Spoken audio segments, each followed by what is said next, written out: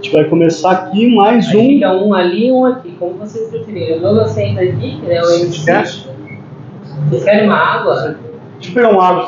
É uma... Com gás ou sem gás? Com? Você fez? Sem gás. Sem gás, com gás. Quem acha que eles são caretas, assim. Você sabe que tem essa... Você sabe que tem essa questão, né, Sal? A gente... Oi?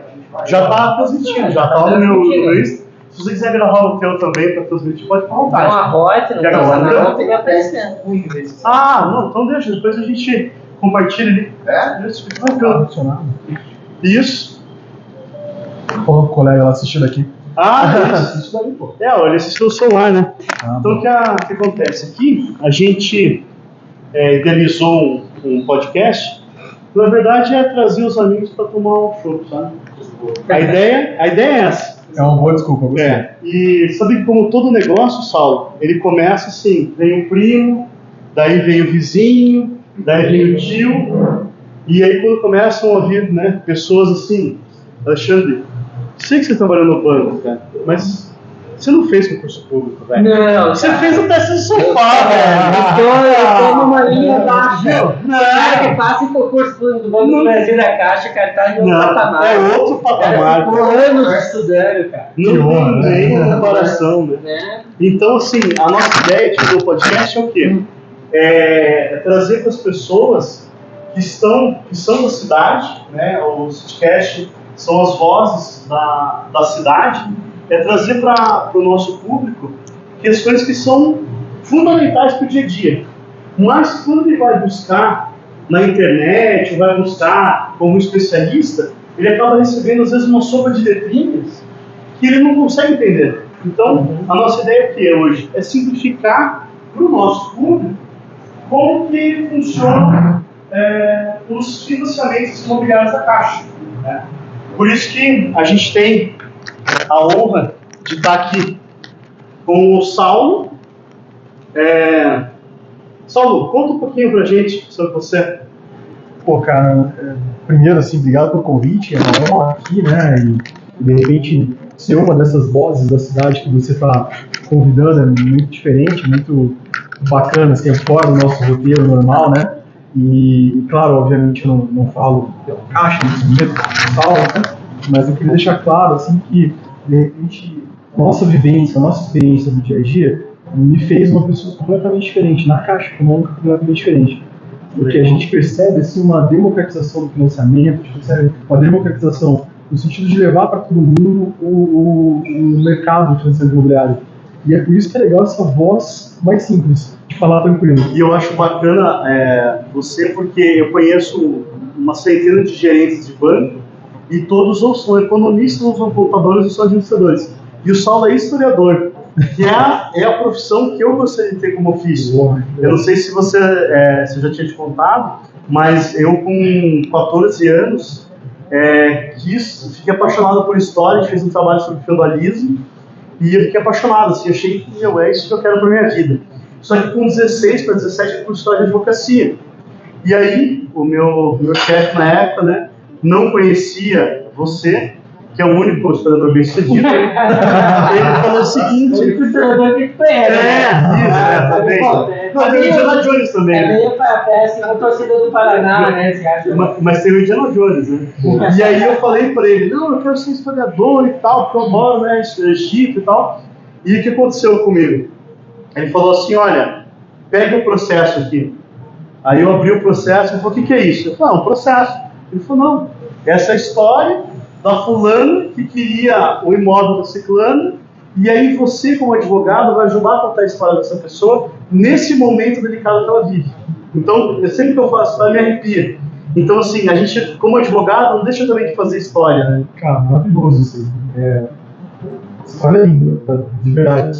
Mas tem uma situação que eu acho bacana nesse sentido, porque, assim, a gente, como historiador, às vezes, conta a história de uma civilização, de uma sociedade, de etc., né? Mas não. Rápido.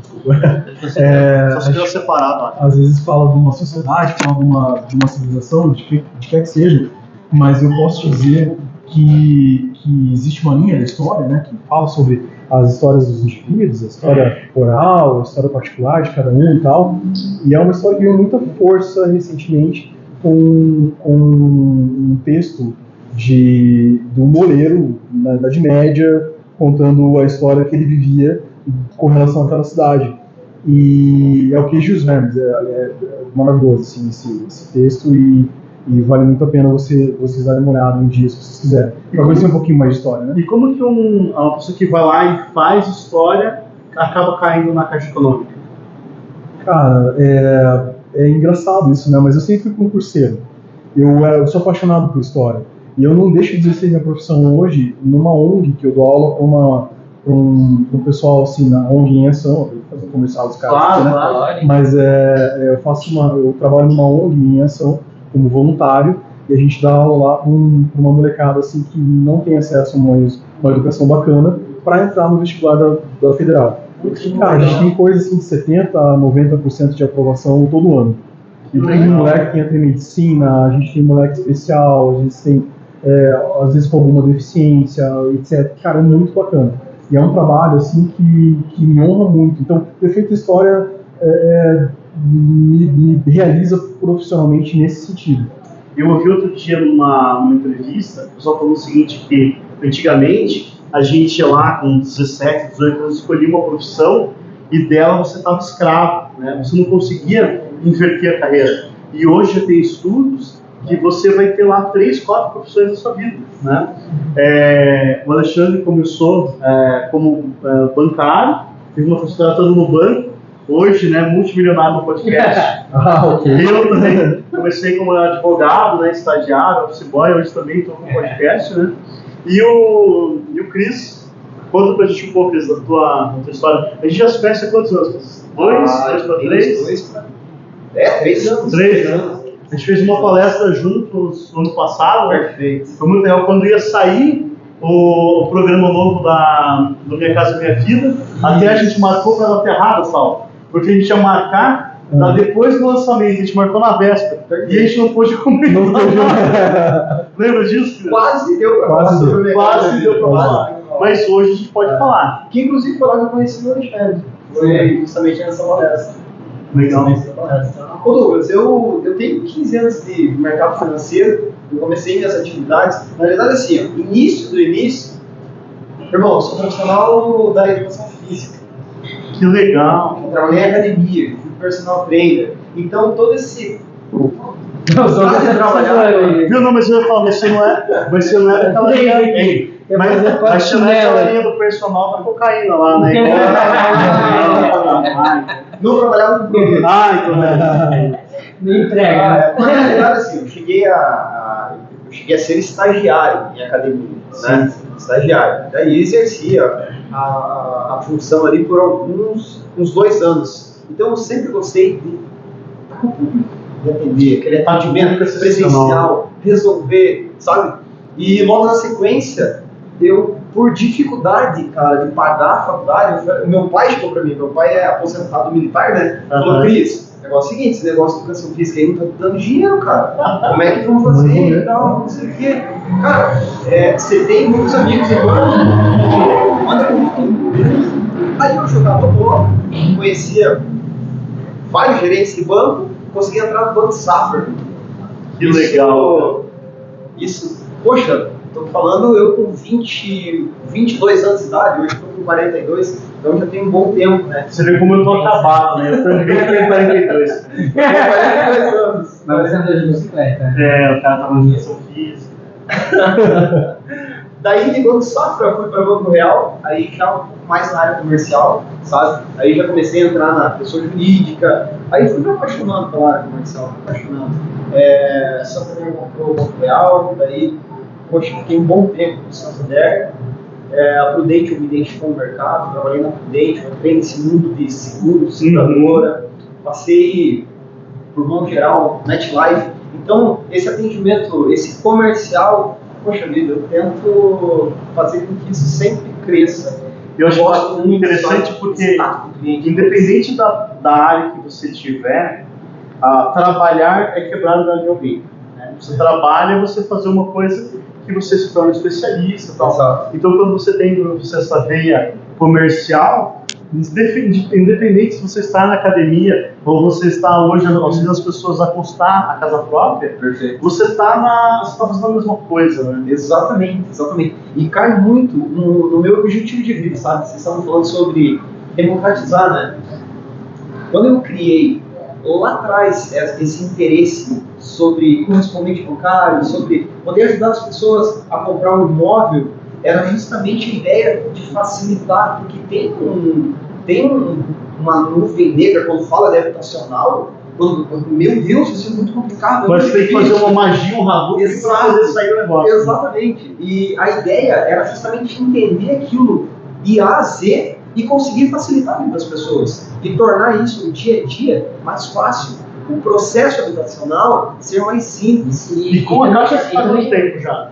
Eu estou uns 4 para 5 anos. E daí tem uma coisa, né, Cristiane e Saúl, as agências não têm mais braço para atender. Bom, é isso. Né? Eu acho que, eu entendo, mas assim, até o Brasil sempre foi também agressivo nessa parte do correspondente, porque assim, as agências a cada dia elas diminuem de tamanho, em termos de atendimento e coisa e tal. Então assim, para a gente, o correspondente bancário é uma mão na roda. Sim. Né? Para o banqueiro era um problema, porque eu advoguei muitos anos para banco e 99% dos meus processos eram pedidos de vínculo com o bancário, porque você pega, por exemplo, a questão na Caixa Econômica, sempre foi pacífico que o atendente da lotérica não pode se equiparar ao bancário.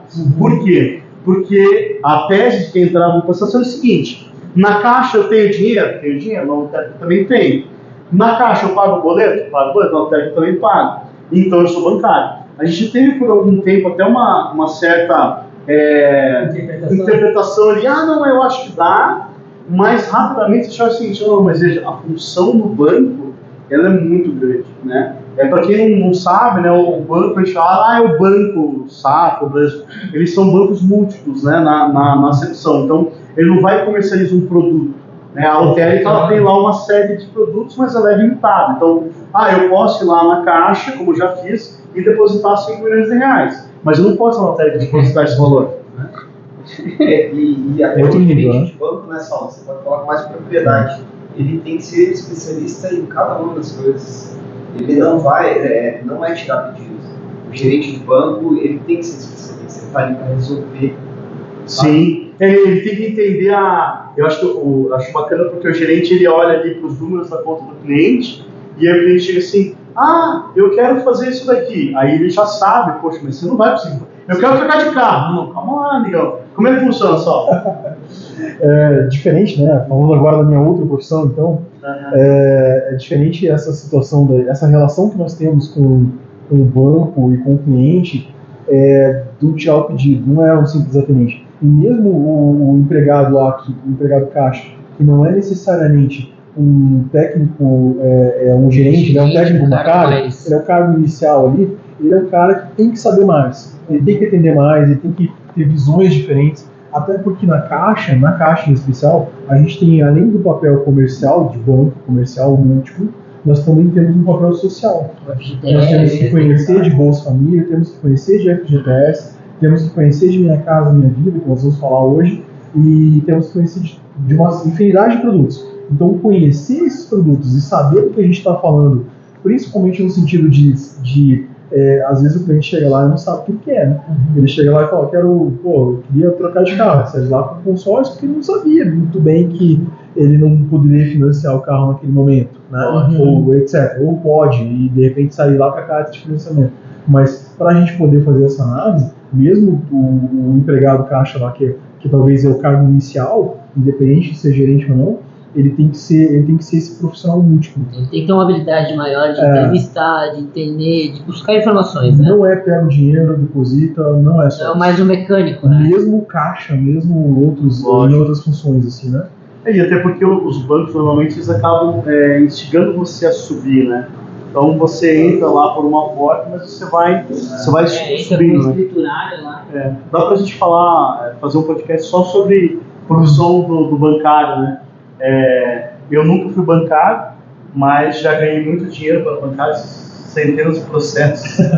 Também ajudei muitos banqueiros defendendo os bancos, mas a nossa ideia hoje era fazer o quê? Pegar, assim, uma pessoa lá, Dona Maria, Seu José carpinteiro, Dona Maria faz congelado, eles estão lá com, poxa, 20 mil reais guardado a vida inteira, pagando aluguel, e aí, ele consegue chegar lá na Caixa e fazer um financiamento? Como que funciona hoje isso? Porque assim, eu estava comentando com eles antes de começar a gravar, o Brasil ele está numa virada de chave de profissão, né? Então, antigamente a gente tinha lá o sonho de ser funcionário público ou de ter uma CLT lá por 30 anos, e hoje a gente tem o empreendedorismo desde 2006. Eu gosto sempre de falar, Saulo, porque o pessoal fala assim, não, se mudar o governo vai sair, eu vou cortar o MEI, né? Não tem nada a ver, né? A gente já faz quase 20 anos que existe, né, o MEI. E pro empresário, assim, como que ele funciona? Para o cara que é um carpinteiro, o cara que é uma dona de casa, eles têm como acessar a Caixa Econômica? Ou não? Está descrito lá para quem tem uma CLT? Ele tem, Douglas, e até, poxa, nesse sentido que você está aumentando, você sabe que a nossa principal ferramenta hoje no correspondente é a ajuda do contador. Entendeu? Como eu posso colocar? É você regulamentar a sua atividade como empreendedor. O brasileiro, não no geral, mas boa parte, ele tem aquele estigma de que, poxa, eu tenho que economizar, eu tenho que, esse imposto aqui, de repente dá para deixar de lado. A gente está tentando desconstruir isso daí. E a ajuda do contador, mostrando, viu, paga esse imposto que você vai ter acesso a crédito. Mas eu acho que até uma página atrás, porque o pessoal fala assim, cara, eu não vou abrir uma empresa. Não tenho dinheiro para abrir uma empresa. Né? Eu, há décadas, umas 2 décadas, meu pai foi comprar um terreno na praia, e daí eu falei, pai, você tem que ir lá no cartório e reconhecer e fazer firma e tal, né? Ele, eu não vou abrir empresa para comprar terreno de jeito nenhum. Exato. Né? Então, e hoje você abrir uma empresa é muito simples, né? Muito fácil. E quando você fala disso, como eu trabalhei muito tempo como gerente de pessoa jurídica, é justamente essa instituição que é interessante. Por isso que é bom o contato, por isso que lá como personal trainer me ajudou com isso. A conversa, tete, viu? O que você faz? Carpinteiro, vendo picolé. Vamos criar uma MEI? Sim. Vamos criar uma ME. Porque também você pode preparar o cara para o financiamento, Perfeito. Né? Exato. Então ele está lá, você olha a conta bancária, ele tem o dinheiro, ele tem uma profissão, sabe se tem que usar o dinheiro que você está guardando aqui, está dentro de casa, está no colchão. Vamos mostrar, vamos colocar no banco, vamos movimentar para você criar um comportamento de crédito, para a Caixa Econômica, saber quem é você. Isso vai te ajudar. Sair do invisível, Exato. Né? Tem pessoas que são fantásticas, Alexandre. Perfeito. Cara, eu acho que nessa linha, assim, essa democratização bancária, essa conversa, assim, de vem para o banco, vem ser cliente bancário, vem mostrar quem é você, atingir níveis tão intensos, tão grandes, assim, de pessoas. E apesar de ter assinado, sei lá, já uma centena de milhares de contratos aí de financiamento habitacional, desde que eu entrei na Caixa, nesses 10 anos, eu posso te dizer que todas as vezes eu me emociono. Porque todas as vezes, cara, é de chorar junto às vezes. É muito emocionante. Porque a pessoa ela não acha que ela tem o direito de ter acesso à própria casa, ao próprio imóvel. Todas as vezes eu me emociono, todas as vezes eu aperto a mão dos novos proprietários do imóvel, na hora da concessão do crédito e financiamento. Você sente no olhar, no jeito da pessoa, quanto aquilo é importante, quanto aquilo mudou a vida dela. E ser esse agente bancário que faz isso, cara, faz o trabalho valer a pena demais. Você sabe uma coisa, Lucas? Só pra gente não perder esse veto aqui. Ontem eu estava falando com o Cristiano e eu entendo que a democratização do crédito no tocante a chegar a pessoas de uma simplicidade de vida, mas ele também está na estigma do alta renda achar que a Caixa não serve para ele, entendeu? Eu vou te dar um exemplo do meu condomínio. Eu moro num condomínio, no Santa Cândida, em que está sendo Mais de 10 construído. milhões cada casa, só para deixar bem claro. Um dia vamos chegar lá. Claro. Mas as construções elas estão cheias lá. Então eu percebo que poucas pessoas buscaram crédito, porque veja só uma coisa. É mais barato você deixar o teu valor num CDB e pegar um crédito, um financiamento para comprar um terreno e em cima daquele terreno construir uma casa, ou você descapitalizar, tirar de uma aplicação e botar e comprar à vista a casa. Então, não, eu digo assim, isso aqui é um pensamento de mercado, porque assim, é muito mais barato você construir. Ele dá dor de cabeça? Com certeza. Você tem que ter bons construtores, absolutamente, pessoas íntegras e coisa e tal. Há um mercado que pós-pandemia ele se inflacionou, o mercado da matéria-prima, da construção. Porém, eu ainda calculo que para mim foi mais barato ter construído. Lógico. Entendeu? Entendi. Eu não conseguiria hoje construir a mesma casa que eu fiz do mesmo patamar. Mas de jeito nenhum.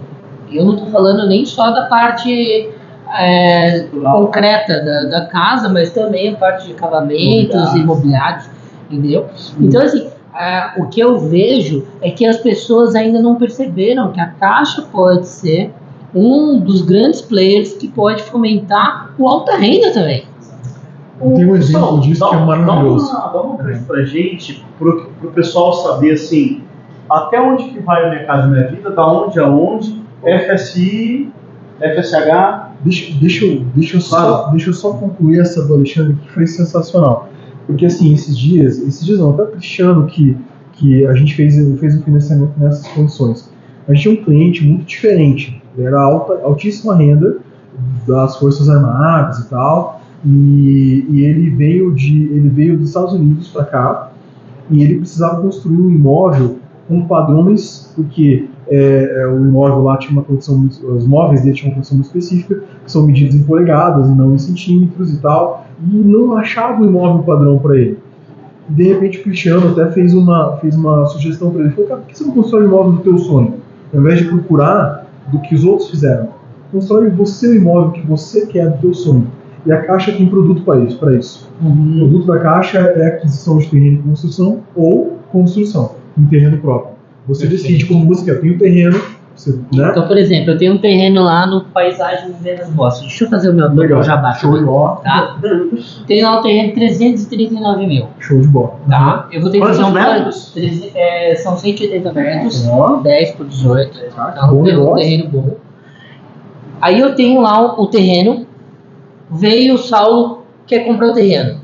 Porém, eu vou chegar para o Cristiano e falar assim, Cristiano, vamos medir para ver qual é a capacidade financeira do Saulo de não só comprar o terreno. Perfeito? Vamos ver se ele também está disposto nesse momento, porque pode ser para um investimento, para algo futuro, mas também vamos ver se ele está disposto a comprar. Eu tenho 2 ou 3 visitas amanhã que eu vou despertar essa visão no cliente de olhar para o terreno e na frente do terreno eu vou olhar para ele e falar assim, você está vendo essa casa? Aí o cara olhou, ele ficou olhando, eu falei, cara, é a sua casa, é só você materializar. Porque se você tiver capacidade de renda para pagar, a Caixa financia a compra do terreno, paga o Gustavo, que é o vendedor, você, Gustavo, e daí constrói. E aí essa construção a gente está falando do quê? Da estrutura física, mais acabamentos, aonde vai esse crédito ou ele vai até onde a capacidade de renda dele permite? Até o final, de acordo com o projeto e a capacidade de renda dele. Mas isso é muito legal que você está dizendo, porque para esse cara visualizar e vislumbrar a casa dele lá, a Caixa vai garantir ou vai financiar para ele até 90% do terreno, mais a construção. Ok. Então ele precisa só ter 10% de entrada. Eu desconheço de entrada do terreno ou de entrada do total? Ele precisa de 10% da entrada do total. Tá. Mas é interessante para esse cara que vai construir ter um capital inicial. Porque a Caixa vai antecipar essas fases de obra, e à medida que o imóvel vai ficando pronto, a Caixa vai lançando para ele novas verbas, vai fazendo medições e tal. Então saiu 10% do imóvel, saiu 15%, saiu 30%, vai pagando. A Caixa vai liberando esse recurso para que ele possa continuar a obra dele. Então eu consigo comprar o terreno, fazer a construção da parte estrutural e também acabamentos. E também móveis. Não, ou não? Móveis não. Então tá, então ele para nos móveis. Para no imóvel. quase no imóvel. O imóvel Então, pleno, piso, né? parede, Tudo. a parte Do jeito que você planejou. Sabe? Você vai como conversar. ele compraria se estivesse comprando de um construtor. Sim. Porém, ele que vai determinar o jeito que ele quer a casa. Exatamente. Aí é o sonho dele sendo realizado. Não é o sonho do construtor. Não é a visão do construtor dele. Ele falou, cara, mas eu queria um teto de vidro aqui e tal, seria bacana pra mim. Bota no projeto, Bota no projeto Se e você caixa for financeira. pensar, Douglas, se você for pensar, analisar friamente de uma forma racional, matemática, se ele for comprar o terreno e fazer a construção com base num projeto adequado e coisa e tal, a mesma casa vai estar no mínimo 30%, 40%, 50% mais cara. Porque tem as margens do construtor, do vendedor, ninguém vai vender a preço de custo. Com certeza, Né? isso mesmo. Então, Isso mesmo. E até assim, o cara, para ele vislumbrar isso, esse imóvel que está ali nascendo com ele, do jeito que ele sonhou, quando ele finaliza a obra, ele já vale mais. sim. Ele já está valorizado Ou no seja, mercado. ele também pode fazer para investimento. Também Ou pode ele fazer pode pra revender no Também final, pode. se ele quiser, não quiser morar. Ele financiamento para você. O financiamento, ele não tem essa obrigatoriedade de morar lá e nada, porque é um crédito com recurso caixa, né? Tem algum imóvel hoje que a Caixa financia que deve ser obrigado a morar? Ou não tem mais? Então, os imóveis Minha Casa Minha Vida, que são subsidiados pelo governo, eles são para a primeira moradia ou para a primeira casa própria, para a casa própria do trabalhador. E o objetivo é esse. O objetivo é esse, é para ele morar no imóvel, né? Para ele viver ali, ele ter uma vida digna, com respeito, com saúde financeira, com condições de pagar. Esse é o objetivo principal do financiamento imobiliário dentro desses programas sociais aí que o governo vem investindo recentemente. Agora, só para a gente até não pular o assunto do lugar, a gente tem essa linha de comprar o terreno e construir, Perfeito. e a gente também tem a linha de eu já tenho o terreno quitado e só quero construir. Perfeito. Né? Então, às vezes eu percebo que falta informação. Uhum. Que o alta renda não pega na caixa porque não sabe. Porque se ele chega lá no Bradesco, por exemplo, que várias vezes aconteceu, cara, a gente se arrepiava quando chegava um cliente querendo esse tipo de linha. Entendi. Porque era um outro modelo, cara. Então, assim, quando eu penso em construção, eu olho o CEF.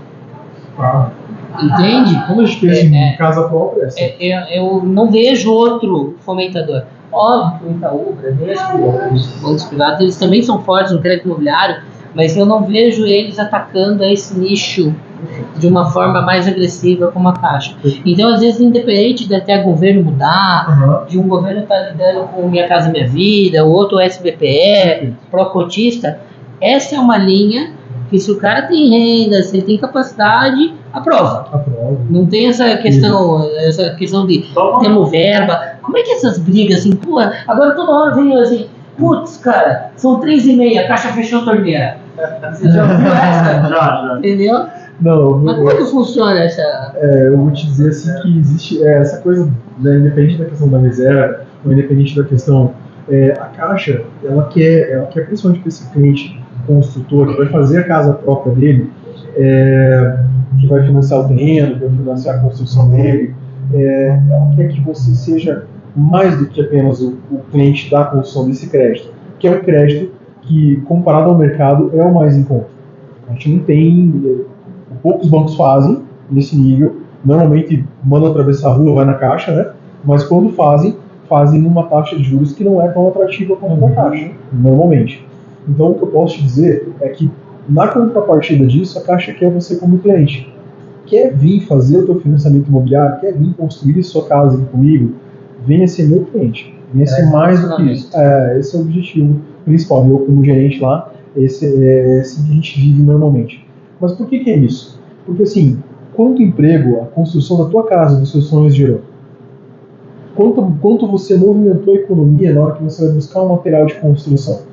Né? A indústria da construção civil, quanto ela movimentou ferro, aço, a armação do concreto e etc. Né? Os processos trabalhistas depois dos pedreiros, né, que a gente vai importantíssimo também. A Caixa estudar no final da obra quando cumpre todas as questões trabalhistas. Inclusive ISS. Isso, tem que estar tudo certinho no final. Mas, e a Caixa tem essa responsabilidade, inclusive, né? Mas quanto você movimentou de mercado, dos advogados, inclusive, para fazer o processo andar, para fazer esse teu imóvel construir? Quantos empregos você gerou para fazer a casa dos seus sonhos? Essa é a questão. Por isso é importante fazer um crédito. E também tem interesse. Por que eu também hoje faria isso? Com uma empresa por trás? Porque se o construtor quebrar, ele vai estar recebendo da Caixa, a Caixa coloca outro para finalizar a obra, não é? Para finalizar a obra. Você Não tá individual, falando de uma né? obra, de uma... Aí Não, eu digo assim, uma produção, produção, por exemplo, né? Se você for um grande construtor, vai construir um prédio, coisa que vale, e a Caixa topar fazer o apoio à produção contigo, aí sim. No individual não tem essa cobertura. Não tem essa cobertura. Então a gente é responsável pela obra dele. E o construtor, o empreiteiro, É contratado. ele é um contratado. Se ele vier a quebrar, substitui se não tem. Porque ele jogo. também não recebeu 100%. É porque tem a medição, né? Ele vai Então você receber tá... por medição, a Caixa não tem protege como no a outro mês. Até é importante, Alexandre, né? Nesse sentido que você está falando, o dinheiro entra para você. Ele entra para mim. Exato. Entendeu? Então você troca de consultor quantas vezes você quiser. O dinheiro entra na sua conta, nessa questão. Nessa Exatamente. operação de construção ou terreno com construção. Tá? Inclusive, só para ficar bem claro, né? Terreno e construção. A Caixa Econômica paga para o vendedor terreno. 90% do terreno. Isso. Aí você começa na sua conta a receber o dinheiro da construção. Então, troca de construtora quantas vezes quiser. Perfeito, muito bom. Então, passa para a gente, não sei quem vai falar, sobre essa esteira dos financiamentos. Qual que é o imóvel mais barato que a Caixa financia? Precisa de 10 mil para financiar um imóvel. Financia? Como é que funciona? Conta aí, Cris. Você faz simulação todo dia. Ó. Repete tudo. Eu quero comprar um imóvel lá de 12 milhões, eu tenho 11 milhões e 800. A Caixa empresta só 200 para financiar? A partir de que linha que a Caixa consegue financiar? Então, hoje a menor operação da Caixa Econômica é R$80 mil, certo? Isso mesmo. R$80 mil. Legal. Depois no horizonte. Sim. E como é que funciona? Então, 80 mil, se a pessoa tiver lá os demais requisitos, quais seriam eles? Entraria na Minha Casa Minha Vida. A partir de qual momento sai da Minha Casa Minha Vida e quais são as outras etapas? Você tem toda a regrinha do Minha Casa Minha Vida. Né? Você não pode ter financiamento, você não pode ter um imóvel, ter um imposto de renda.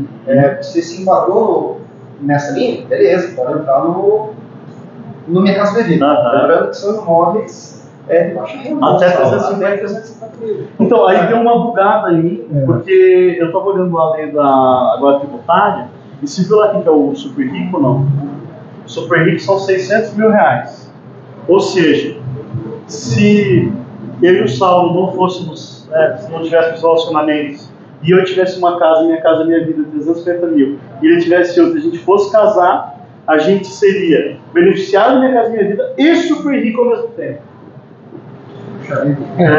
Então, o negócio está ficando complicado. Mas assim, quais são hoje para a pessoa que vai ter lá o primeiro imóvel? Ele tem uma faixa que ele também tem um subsídio. Hoje, como é que funciona? Vamos dividir isso em primeiro SFH e SFI. Tá. O sistema financeiro de habitação, né, o sistema financeiro de habitação, ele vai até uma faixa de 1,5 milhão. Tá? Dentro dessas faixas de 1,5 milhão, ele vai ter algumas linhas de crédito disponíveis. Legal. Fora da faixa do SFH, fora da faixa do 1,5 milhão, só vai caber SBPE. Tá. Então, voltando lá para a faixa do Você SBPE. fica o SBPE, para quem gosta de sobredefesa? Correto, né? A gente falou que ia falar mais simples, né? E tá falando difícil. O SBPE é uma linha de crédito que usa o dinheiro de poupança, o dinheiro do próprio banco, como fonte de recurso para fomentar a habitação, no caso, né? Certo. Então a gente vai usar o dinheiro de poupança, o dinheiro do próprio banco, que nós captamos no mercado, para poder emprestar as pessoas. E no SFH? Isso pode ser tanto no SFH quanto no SFI. Tá. Mas no SFI exclusivamente SBPE. Só o dinheiro do banco pode financiar esses imóveis. Pega o funding da poupança. Isso, né? Que vai usar o recurso de poupança. Dentro do SFH, a gente vai ter algumas linhas de crédito disponíveis.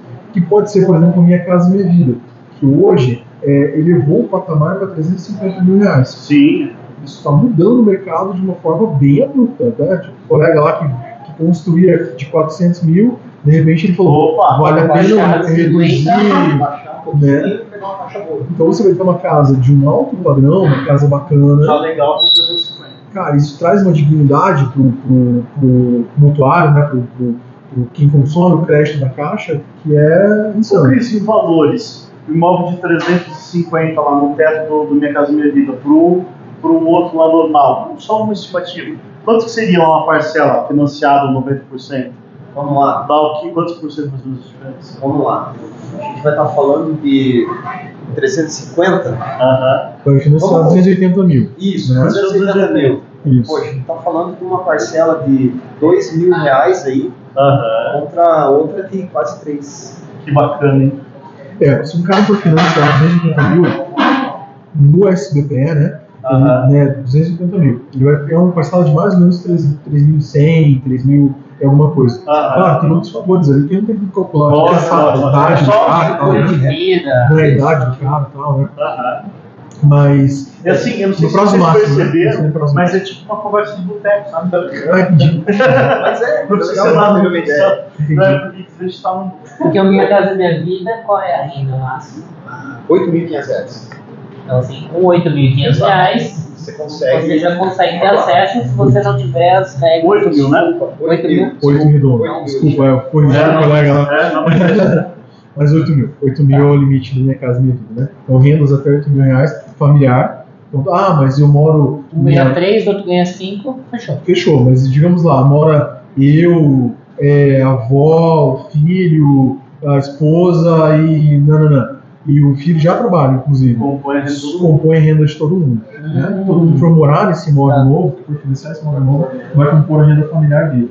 Então, isso é bem agressivo, assim, isso é bem importante, porque 8 mil reais, eu acho que já muda, inclusive, os patamares. Você está falando dos super ricos e tal. Uma renda familiar de 8 mil reais atinge muito mais pessoas. Sim. Muito mais pessoas. Mas aquele cara que ganha pouquinho, aquele cara que vai comprar um Coab, que ganha um salário mínimo e meio, 2, ele vai entrar numa outra faixa do financiamento que talvez não aconteça nem na agência, assim, né? Sim, sim. Ele vai usar as companhias de habitação. Tem até uma linha do governo do estado também, né? Que Isso dá mesmo, uma, o governo do Paraná ali, tem mesmo, né? 20 mil, acho que eu Isso mesmo. E aí quando ele muda, por exemplo, até a faixa de 1,5 milhão, ele tem uma taxa, né, naquela cliente média, ele tem uma taxa X. Aí quando ele passa lá 1.501.000, ele sobe muito o valor ou não? Não, a taxa tem muito mais a ver. A partir do momento que a gente chega falando de SBPE, né, do recurso de poupança, que é o recurso do banco, aí tem muito mais a ver com o relacionamento que você tem comigo. Entendi. Aí tem muito mais a ver com isso. Aí um cliente premium, ele tem acesso a um. Daí vai análise de CPF. Isso, Score, a gente coisa o score e tal. Não é só né, consumo de produtos. E como que são, hoje assim, por exemplo, eu tenho muita, em alguns determinados momentos lá que a gente acompanha já o mercado imobiliário há 15 anos, né? E acontecia assim, às vezes mudava o cara do cartório do registro de imóveis e aí por nenhum negócio ele finalizava, ele devolvia tudo para... isso aqui tá faltando não sei o que e tal. Como é que tá hoje isso assim para vocês lá no âmbito da Caixa? Tá tendo muita volta, assim ou não? Como é que tá o processo do Continua a correspondente? mesma coisa. Ele teve uma filha que continua a mesma A gente costuma falar que, meu Deus do céu, cada cartório tem uma regra. Cada cartório tem uma Tem regra. padrão. Então você entrega o processo redondinho, bonitinho e tal, pega um pontinho ali e pede mais a documentação, entendeu? Então por isso que é importante você, lá no escritório, diariamente, 2 períodos, você está consultando todos os protocolos para ver se está tudo em dia, para ver se não abriu pendência, Para já poder das dúvidas, não tem nada. a gente Se pegar nota, você pegar mais rápido, né? Exato. Eu advogo nessa área imobiliária e eu faço parte da comissão de direito imobiliário da OAB. E sempre vão, né, notariais, né, dos cartórios, e a reclamação dos advogados é sempre a mesma, porque a gente tem uma questão que daí eu não sei se também vocês têm total compreensão, porque assim, o dono do cartório de direitos de imóveis, ele tem sobre ele o manto do Estado para a guarda da propriedade, que é o bem mais precioso que a gente tem. Então, a palavra dele ali Muitas vezes um juiz dá lá uma liminar, não, você tem que registrar e tal. Ele fala, não vou registrar, porque isso aqui está errado e tal. E ele, então, assim, ele tem uma responsabilidade, por isso a gente fica bravo, eu entendo, mas ele tem uma responsabilidade sobre o negócio, e uma coisa que a gente sempre tenta, né, entender é assim, poxa, mas voltou por causa disso, daí você atende, aí agora volta por causa daquele outro, né? Mas infelizmente, assim, na nossa, não é um lugar, não é um negócio que tem em todo mundo, né? São poucos países hoje que usam, né, os notariais, ou os registrais, perdão, mas eles têm essa autonomia do governo, do Estado, né? Não é nem de governo, é do Estado. Então, ele é o cara que vai falar assim, ó, esse imóvel é teu. Então, quando a gente como advogado, vai analisar porque a gente comprar um imóvel e tá lá, o Saulo aqui vendendo o imóvel dele, tá registrado o nome dele, a gente tem também um manto de segurança, sabe? Então, é importante, né? Porque o bem mais precioso que a gente tem é a casa, né? Não tem jeito, né? O pessoal vai lá, não, eu tenho 10 milhões em fundo imobiliário. Cara, pô, vamos pôr uma madeira lá, um tijolinho, você bater, né? É totalmente diferente, né? E agora vocês acham que com essa alteração de valores, né, para 350 mil, vai dar uma... Porque faz o quê? 2 meses que mudou, né? Aumentou mais, né? Não, desde junho, né? De junho? 7 meses. Você achou que aumentou assim, a quantidade de financiamento? Sim, nossa. Mexeu o mercado, Márcio? Nossa, absurdamente. Absurdamente. O volume de crédito que a gente tem feito, o volume de processo que nós temos feito, né, que os correspondentes têm trazido para nós, assim, nossa, atingiu um número de pessoas muito maior, a gente está financiando muito mais. Bacana também porque nós trazemos mais ainda clientes para a Caixa, mas não só isso, eu acho que é uma questão assim, até eu não imagino quanto de emprego, quanto de movimento aconteceu. Nesse sentido de cartório, desses movimentos, eu acho que os caras também estão com essa dificuldade, porque eles não esperavam esse boom. Sim. Né? Então, nossa, leva o processo lá. Outro dia eu fui visitar o cartório para buscar alguns processos lá, para resolver alguns vendedores, e a fila é insana. É uma coisa assim, mas o seu gerente da Caixa, não interessa, vai pra fila, irmão. Tem uma curiosidade que tem só, o ano que vem, ver como que ficou o market share da Caixa hoje. A gente vai... Já era absurdo. No mercado. Já é market share, quem não sabe, é o seguinte, você tem lá, você faz 100 vendas, quantas dessas vendas são do líder, né, da empresa que mais... A Caixa é disparado, né, que mais faz financiamento imobiliário. Agora tem uma tendência maior que com a baixa da Selic é bem provável que agora o 75 a taxa imobiliária para o ano que vem deu uma melhorada fique bem melhor, né? Porque assim, aquele boom que a gente pegou lá, eu peguei no Bradesco 6,9. Cara, eu falei para os 4 clientes que eu falei assim, cara, você vai me agradecer aqui a 10, 15 anos. Com o primeiro você não queira. E aí, até hoje, o cara me encontra, porra, cara, eu não quito, eu tenho dinheiro pra quitar, mas não vou quitar. Não pega mais. Não pega mais. Ontem baixou a taxa Selic para 11,75, né, se não me engano. Mas assim, a Caixa já trabalha com o MOV. Já está trabalhando na taxa do MOV. Então eu acho que para nós, para o mercado, certeza que vai mudar. Mas para nós, eu acho que ainda não é o momento. Já está trabalhando abaixo. Mas é porque é uma questão de fazer a coisa movimentar mesmo, né? Uma outra curiosidade para vocês, o legislativo, ele tenta ajudar essa questão da regulamentação dos imóveis, e então aí você vai conseguir, né, fazer financiamento, e eles teve uma alteração legislativa em 2015, que é a concentração dos atos na matrícula. O que acontece? Antigamente, você tinha que ir lá e buscar certidões para ver se a pessoa tinha processos ajuizados para saber se não tinha fraude de execução, né? Sempre essa certidão foi errada. Ai, meu Deus do céu, você não vai soltar. Por quê, Cris? Sabe por quê? Não está escrito em lugar nenhum que a fraude de execução só ocorre na cidade. Então, para você pegar aquela certidãozinha que você ia no fórum lá, porque eu fui office boy, sabe? Eu ia no fórum pegar a certidão para venda de imóvel, primeiro distribuidor, segundo protesto, Só que não está em nenhum lugar que é da situação do imóvel. Então você tinha que tirar do país inteiro. Entendeu? E nunca ninguém tirou. E aí lá em 2015, eles falaram assim, vamos mudar. E começou um movimento, e aí teve uma lei que foi alterada agora em 2022, que falou o seguinte: as certidões de feitos ajuizados, você não precisa tirar. Por quê? Porque se o credor não se preocupou em registrar na matrícula que ele tem um crédito, o problema é dele. Entendeu? Qual é a exceção? É o Estado. Então, dívidas tributárias e dívidas trabalhistas, porque, não sei se o pessoal sabe de casa, mas uma dívida trabalhista, ela, juridicamente falando, ela também é uma dívida tributária.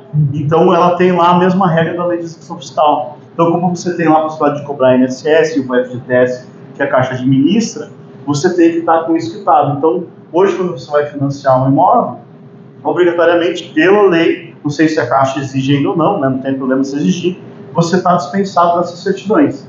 Né? Mas o curioso é o quê? Nunca foi só da cidade. Né? Sempre foi do país inteiro. Mas a gente sempre pegou só da cidade. Segue jogo, né? Segue jogo. Mas existe isso mesmo. E mudou bastante, sabe? Hoje a gente vê assim, para um vendedor, se ele tiver uma inscrição lá no Cadim, né? Aí, impeditivo. Você vê o que é isso aí. Ah, tal, é tal coisa, não sei o que, tem um explicativo, tem um.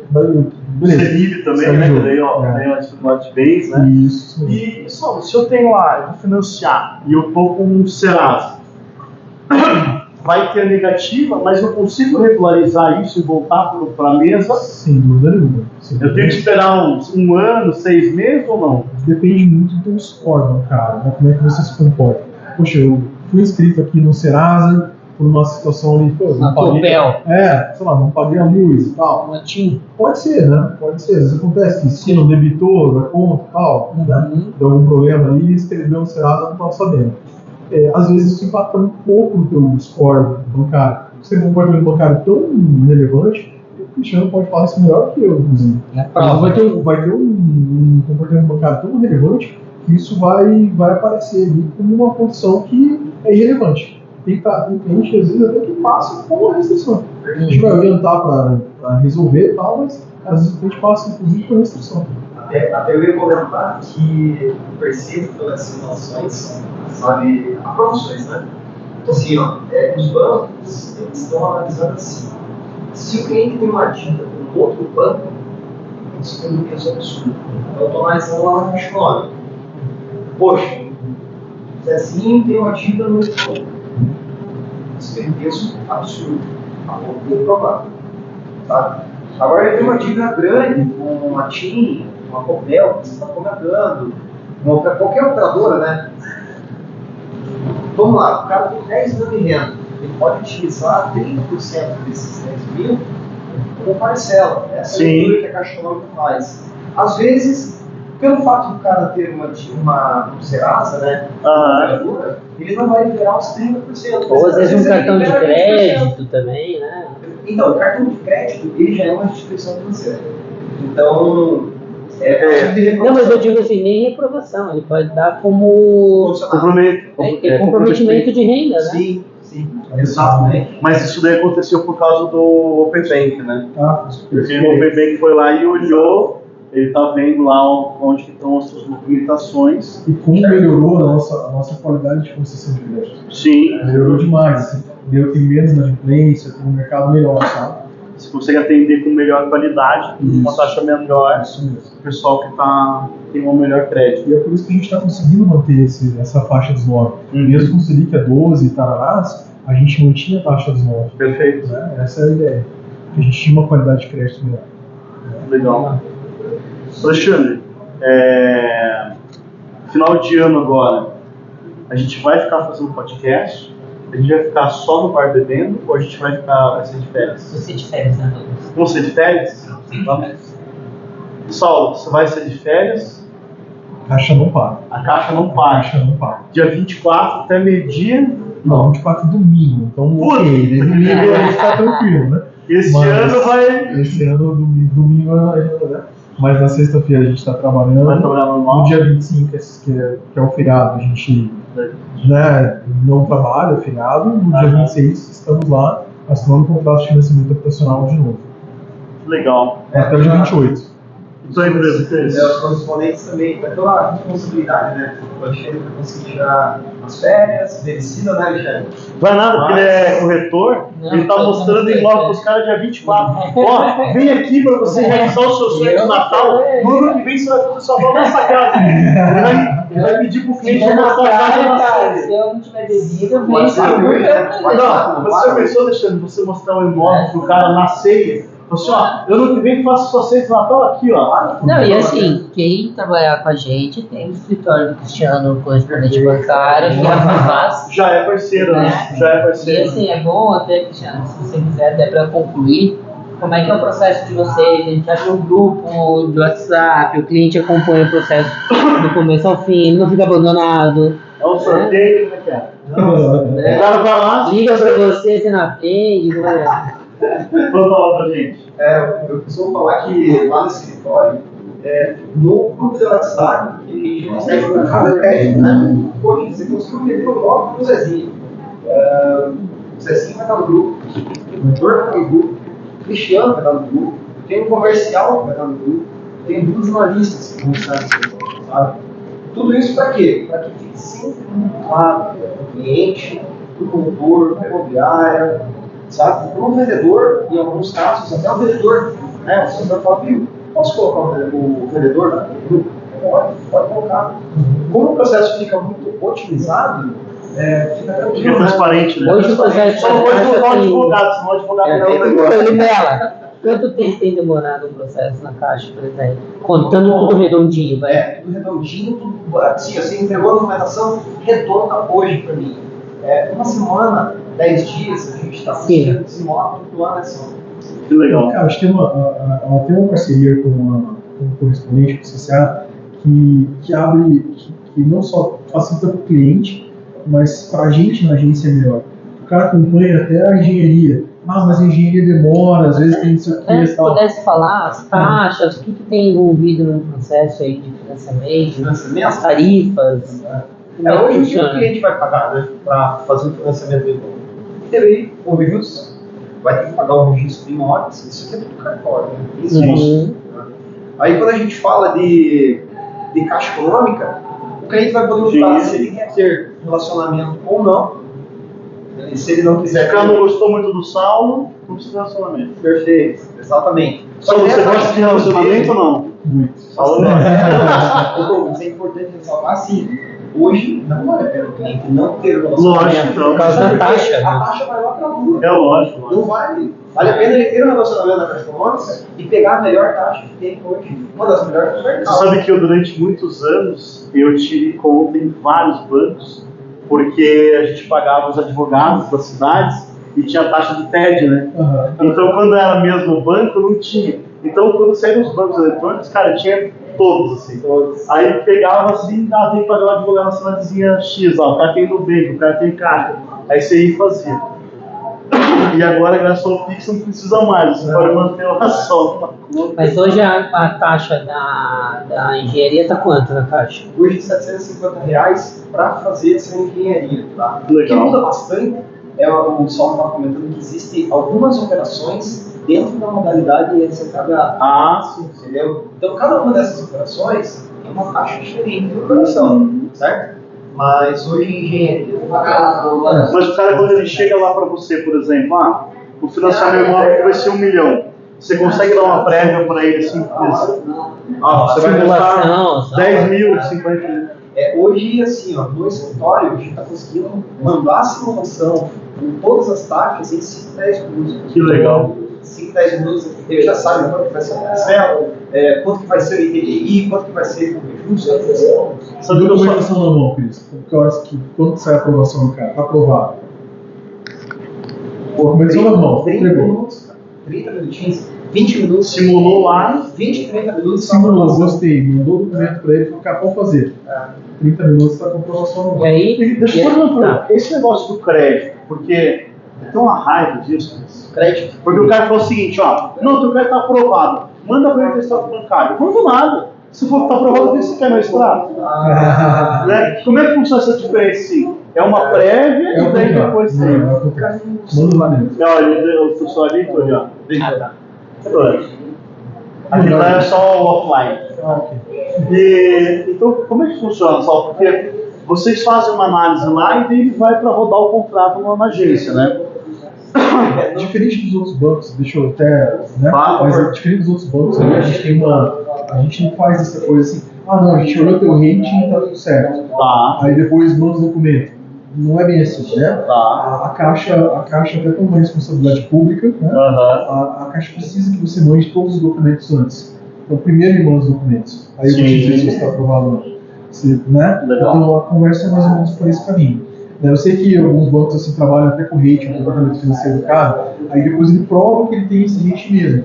Eu sei que alguns bancos trabalham assim, mas a Caixa não. A Caixa primeiro se manda os documentos. Isso até falar como se fosse uma pré-aprovação. Isso. Não tem nada aprovado. Sim. É só uma análise.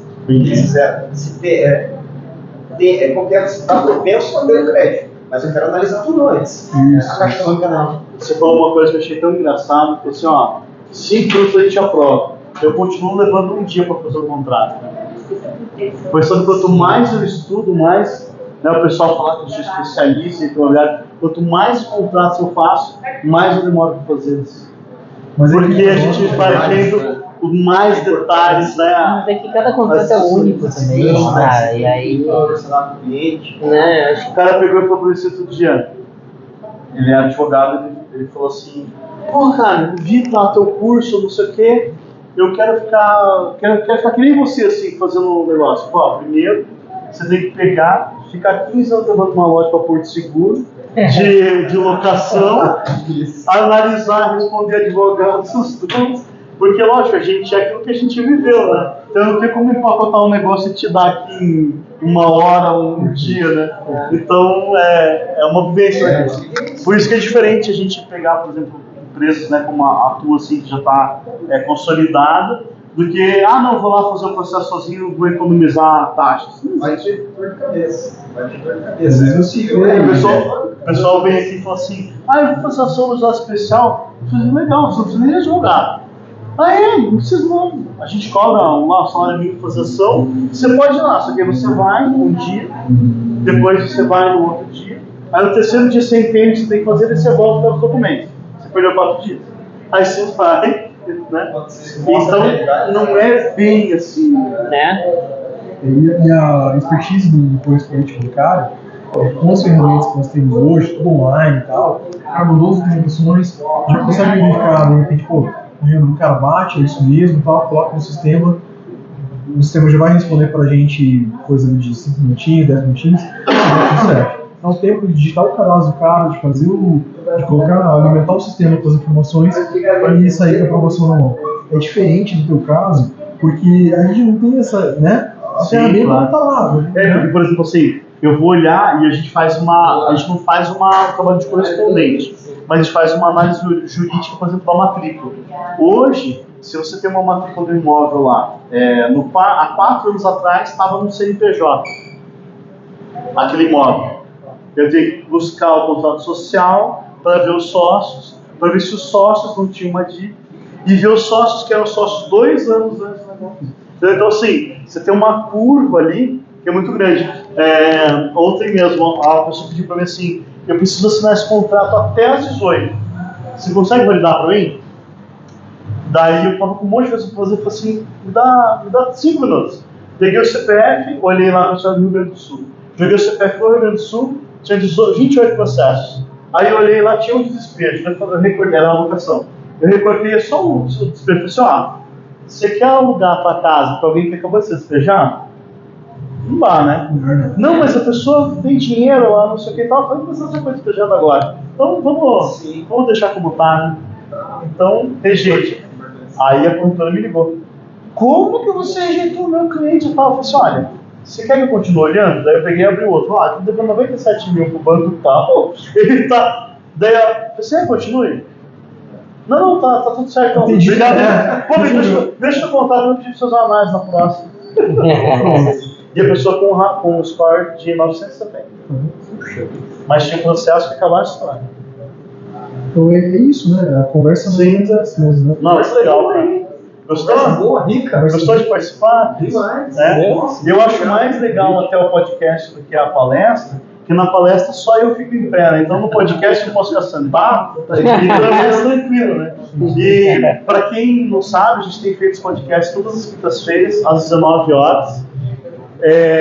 Esse aqui é o único podcast que a gente não bebe durante a apresentação e só sabe se a gente já bebeu ou se a gente vai beber Só quem tá quem aqui. vier presencialmente. Não? Quem estiver aqui. Então a gente vai encerrar o nosso podcast de hoje por aqui. Saulo, muito obrigado, cara. Obrigado mesmo. Obrigado. Agradeço o convite aí. Valeu pela parceria. Ali, espero que o ano que vem a gente consiga voltar das férias, né? Tem um pessoal legal também pra A trazer. gente já tem uma fila bem grande, assim. Eu queria trazer um influenciador Esses que levam picanha. Não. Eu queria um influenciador de... Não, o cara lá do fisiculturismo. Um influenciador marombado, assim, mas os caras não estão professores de física, então A agenda dele tá lotada. tá lotado. A gente volta então na última semana de janeiro Isso. e a gente quer ver se a gente consegue fazer uma agenda Boa. mais Já longa, antecipada, assim, né? antecipada. E espero poder contar com vocês quando tiver novidades, por exemplo, vamos ter uma nova linha de crédito, né? Uma atualização, Uma atualização né? e tal, pô, Uma seria muito informação bacana. Assim. volta. Porque eu acho que as pessoas, elas têm uma carência de uma informação precisa que não foi, que vem de alguém que vive, né? Eu ouvi outro dia um cara falando o seguinte: faça um infoproduto, entre no chat GPT, faça como criar Faz um PDF. post, não sei do que, Um PDF. o cara gera o PDF, o cara vai lá e grava o vídeo. Fala, gente, que loucura. A gente lá na ponta, eu brigando com o juiz todo dia, né? Não é fácil, cara. O cara vai lá. E o cara nem valida o que o ChatGPT manda, né? Nem. Então, assim, o Alexandre tem uma baita experiência no mercado, né, na área bancária, está se aventurando agora com o podcast. Sim. Logo a gente vai abandonar o podcast, vai ficar só de tráfego, né? Isso, gestão de tráfego. Gestão de tráfego, que é uma área muito promissora, assim, eu já tenho bastante experiência já nisso. E eu estou querendo arrumar alguma coisa para fazer para largar de ser advogado. Então, por enquanto está dando certo, né? Entendi. Mas por enquanto eu estou tendo que trabalhar como advogado, mas espero que em breve a gente possa só fazer podcast todo dia. Feliz Natal. Obrigado, viu? Feliz Natal. Feliz Natal, pessoal novo. Valeu, pessoal. Obrigado, viu? Até a próxima. Valeu. Estamos encerrando a nossa transmissão no Instagram. Valeu! E aí, não sabe? Bom, conversa boa demais. Eu vou falar com a Thaís Caran, Douglas. Oi? É uma Quem que é esse menina. cara? Thaís Caran é uma menina que trabalhou com a Juliana, cara, no ISAI, na FGV. Que? Se divertindo ou não? E a. Vergonha aqui, cara. Vergonha? Mas eu sou muito tímido, cara. Imagina. Se você soubesse, Obrigado, pedindo, viu? Cara, eu convido de 450 alunos. Se tiver que falar você de alguém, legal demais. Que tímido que é. Nossa senhora. Eu acho que o objetivo foi cumprido. Sim. Você. Cara, a ideia é a seguinte. Como é que a gente tivesse pode ir lá no divertido, meu condomínio pra gente gravar em casa? Entendi. Se a gente tivesse divertido,